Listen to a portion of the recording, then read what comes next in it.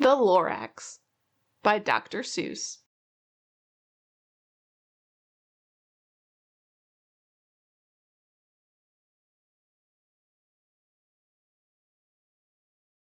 At the far end of town, where the grickle grass grows, and the wind smells slow and sour when it blows, and no birds ever sing excepting old crows, is the street of the lifted Lorax. And deep in the grickle grass, some people say, if you look deep enough, you can still see, today, where the Lorax once stood, just as long as it could, before somebody lifted the Lorax away. What was the Lorax? And why was it there? And why was it lifted and taken somewhere? From the far end of town where the grickle grass grows. The old Onceler still lives here. Ask him. He knows. You won't see the Onceler. Don't knock at his door. He stays in his lurkum on top of his store. He lurks in his lurkum, cold under the roof, where he makes his own clothes out of miff-muffered moof. And on special dank midnights in August, he peeks out of the shutters, and sometimes he speaks, and tells how the Lorax was lifted away. He'll tell you, perhaps, if you're willing to pay. On the end of a rope, he lets down a tin pail, and you have to toss in 15 cents, and a nail, and the shell of a great-great-great-grandfather snail. Then he pulls up the pail, makes a most careful count to see if you paid him the proper amount. Then he hides what you paid him away in his snub, his secret strange hole in his grovulous glove. Then he grunts, I will call you by whisper-ma-phone, for the secrets I tell are for your ears alone. Swoop! Down slips the whisper-ma-phone to your ear, and the old Onceler's whispers are not very clear, since they have to come down through a snurgly hose, and he sounds as if he had smallish bees up his nose. Now I'll tell you, he says, with his teeth sounding gray, how the Lorax got lifted and taken away. It all started way back, such a long, long time back. Way back in the days when the grass was still green, and the pond was still wet, and the clouds were still clean, and the song of the swomy swans rang out in space, one morning I came to this glorious place, and I first saw the trees, the Truffula Trees, the bright-colored tufts of the Truffula Trees, mile after mile in the fresh morning breeze. And under the trees I saw brown barbaloots frisking about in their barbaloot suits, as they played in the shade and ate truffula fruits. From the ripulous pond came the comfortable sound of the humming fish humming while splashing around. But those trees, those Truffula Trees! All my life I'd been searching for trees such as these. The touch of their tufts was much softer than silk, and they had the sweet smell of fresh butterfly milk. I felt a great leaping of joy in my heart. I knew just what I'd do. I unloaded my cart. In no time at all, I had built a small shop. Then I chopped down a Truffula tree with one chop. And with great skillful skill and with great speedy speed, I took the soft tuft, and I knitted a thneed. The instant I'd finished, I heard a gazump. I looked. I saw something pop out of the stump of the tree I'd chopped down. It was sort of a man. Describe him? That's hard. I don't know if I can. He was shortish, and oldish, and brownish, and mossy. And he spoke with a voice that was sharpish and bossy. "Mister," he said with a sawdusty sneeze, "I am the Lorax. I speak for the trees. I speak for the trees have no tongues. And I'm asking you, sir, at the top of my lungs." He was very upset, and he shouted and puffed. "What's that thing you've made out of my truffula tuft?"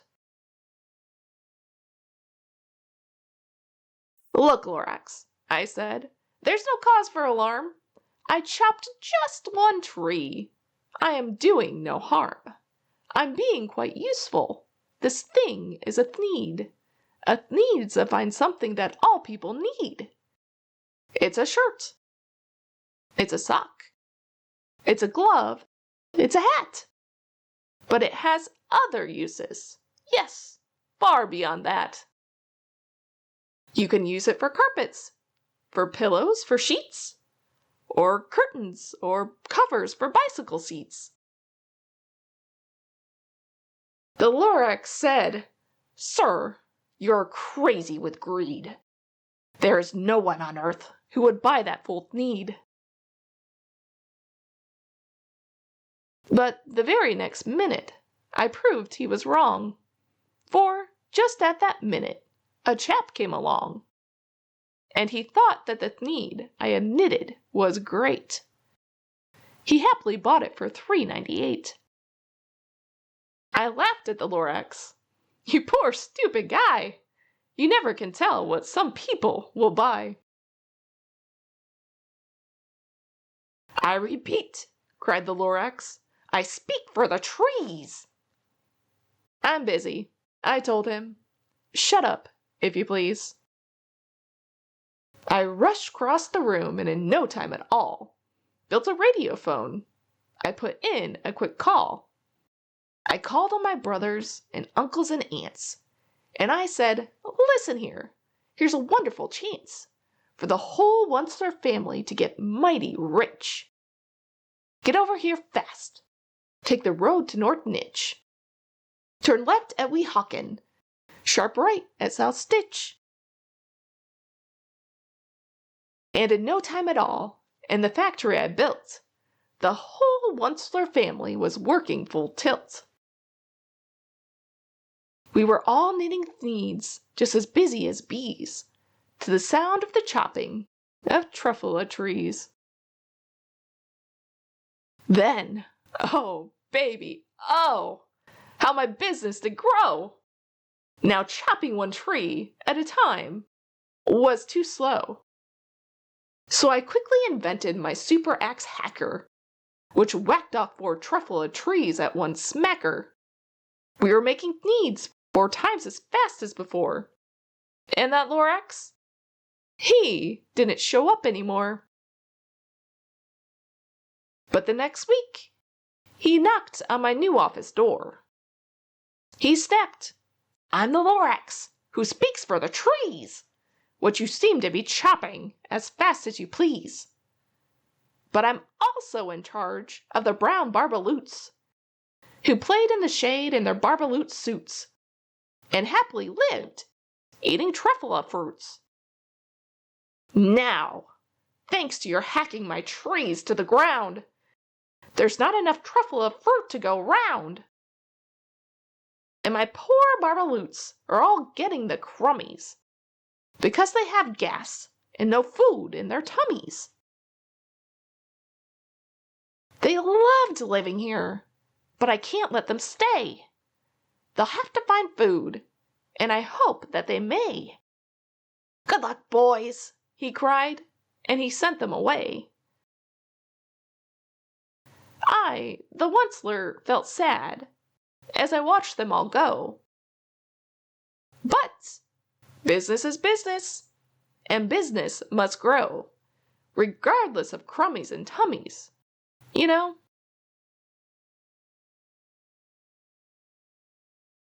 I meant no harm. I most truly did not. But I had to grow bigger, so bigger I got. I biggered my factory. I biggered my roads. I biggered my wagons. I biggered my loads of the needs I shipped out. I was shipping them forth to the south, to the east, to the west, to the north. I went right on biggering, selling more needs. And I biggered my money, which everyone needs. Then again he came back. I was fixing some pipes when that old nuisance Lorax came back with more gripes. I am the Lorax. He coughed and he whiffed. He sneezed and he snuffled. He snargled. He sniffed. Onceler, he cried with a crufulous croak. Onceler, you're making such smogulous smoke. My poor swummy swans, why, they can't sing a note. No one can sing who has smog in his throat. And so, said the Lorax, please pardon my cough. They cannot live here, so I'm sending them off. Where will they go? I don't hopefully know. They may have to fly for a month or a year to escape from the smog you've smogged up around here. What's more, snapped the Lorax. His dander was up. Let me say a few words about Gluppity-Glop. Your machinery chugs on, day and night without stop, making Gluppity-Glop. Also Schloppity-Schlop. And what do you do with this leftover goo? I'll show you, you dirty old onceler man, you. You're glumping the pond where the hummingfish hummed.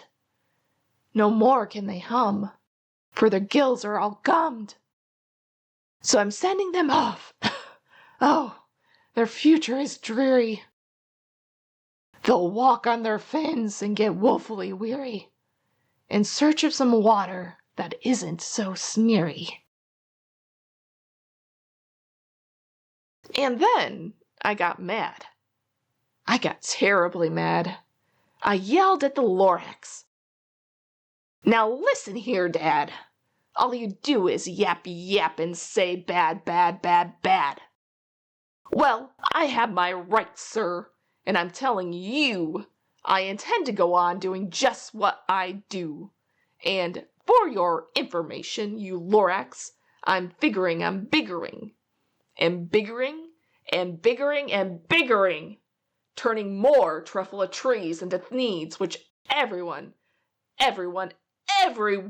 needs. And at that very moment, we heard a loud whack. From outside in the fields came a sickening smack of an axe on a tree. Then we heard the tree fall. The very last Truffula tree of them all. No more trees. No more needs. No more work to be done.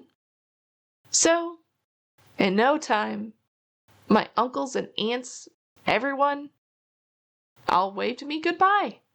They jumped into my cars and drove away under the smoke-smuggered stars. Now all that was left 'neath the bad-smelling sky was my big, empty factory, the Lorax, and I. The Lorax said nothing, just gave me a glance, just gave me a very sad backward glance as he lifted himself by the seat of his pants. And I'll never forget the grim look on his face when he hoisted himself and took leave of this place through a hole in the smog without leaving a trace. And all that the Lorax left here in this mess was a pile of rocks with one word: unless. Whatever that meant, well, I just couldn't guess. That was long, long ago, but each day since that day, I've sat here and worried away. Through the years, while my buildings have fallen apart, I've worried about it with all of my heart. But now, says the Onceler, now that you're here, the word of the Lorax seems perfectly clear. Unless someone like you cares a whole awful lot, nothing is going to get better. It's not. So, catch, calls the Onceler. He lets something fall. It's a truffula seed. It's the last one of all. You're in charge of the last of the truffula seeds. And truffula trees are what everyone needs. Plant a new truffula. Treat it with care. Give it clean water and feed it fresh air. Grow a forest. Protect it from axes that hack. Then the Lorax and all of his friends may come back.